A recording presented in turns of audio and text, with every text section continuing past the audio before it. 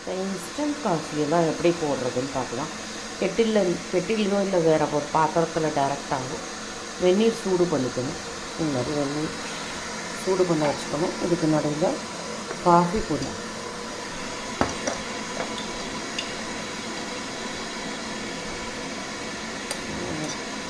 இவ்வளோ பெரிய மக்குக்கு இது ஒரு 1.5 ஸ்பூன் இது காஃபி பொடி, சர்க்கரை இது கொஞ்சம் சின்ன ஸ்பூனாக இருக்கிறதுனால 2 ஸ்பூன் சர்க்கரை, 2 ஸ்பூன் ஆர் 1.5 ஸ்பூன் சர்க்கரை இது போட்டுட்டு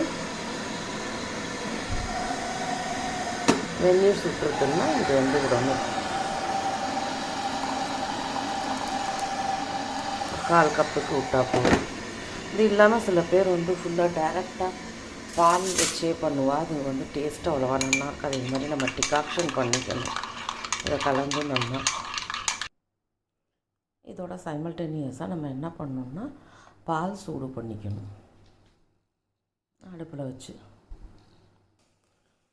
இப்போ பால் பொங்கிடுது. இப்போ இதை எடுத்து இதில் மேலேருந்து இப்படி விட்டோம்னா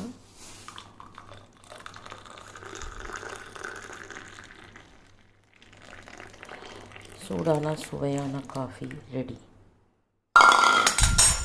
என்ஜாய் பண்ணலாம். இது மாதிரி நம்ம பண்ணுறச்சு இது ஆல்மோஸ்ட் இது காஃபி பொடி கம்மியாக இருந்தால் கூட போட்டுக்கலாம். யாருக்கு ஸ்ட்ராங்காக வேணுமோ ஆல்மோஸ்ட் ஃபில்டர் காஃபி மாதிரி டேஸ்ட்டு வரும்.